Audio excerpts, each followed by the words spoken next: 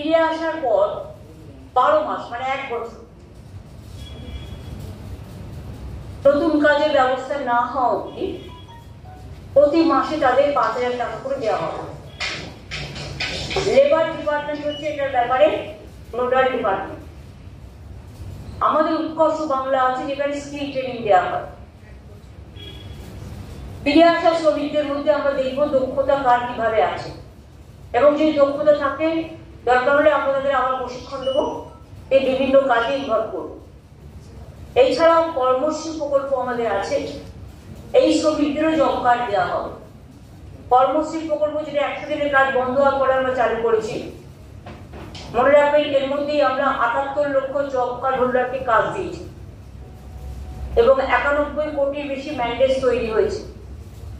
রাজ্য সরকারের নিজের খরচায় 19,000 কোটি টাকা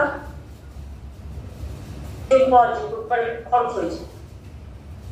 এছাড়াও আমাদের এখানে সেলফ এমপ্লয়মেন্টে নানা রকম অনেক সহজে লোন দেওয়ার ব্যবস্থা আছে, যেমন মাইনরিটি ডেভেলপমেন্ট কর্পোরেশন সংখ্যালঘু ভাই বোনকে ব্যবসার জন্য লোন দেয়।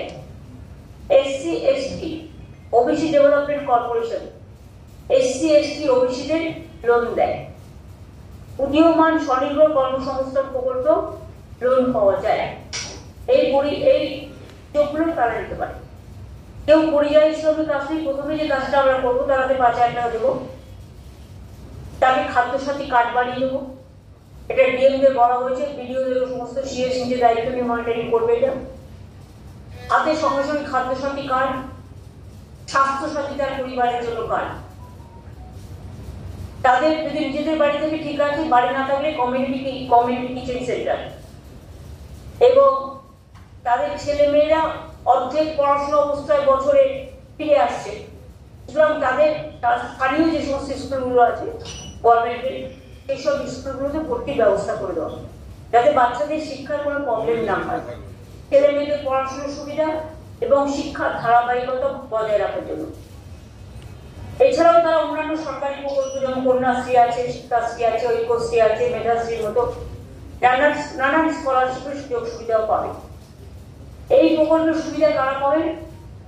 বাংলায় যে 22,40,000 পরিযায়ী শ্রমিক ভারতবর্ষের অন্যান্য রাজ্য এবং বিদেশে কাজ করছে, এবং যারা আমাদের পরিযায়ী শ্রমিক সংক্রান্ত যে পোর্টালে নাম নথিভুক্ত করেছে, তারা এই সমস্ত সুবিধা পাবে। কিন্তু অনেকে আছে যারা হয়তো নাম নথিভুক্ত করেনি, তারা নথিভুক্ত করতে পারে। এটা অনলি বাংলার পরিযায়ী শ্রমিক যারা বাইরে আছে বা অন্যান্য রাজ্য থেকে কর্মসংস্থান হারিয়ে ফিরে আছে, তাদের জন্য, তাদের নিজে পায়ে দাঁড়ানোর জন্য। এটা অন্যান্যরা যারা আছে তারা কিন্তু নয়, কারণ তারা তো কাজ করছে অলরেডি।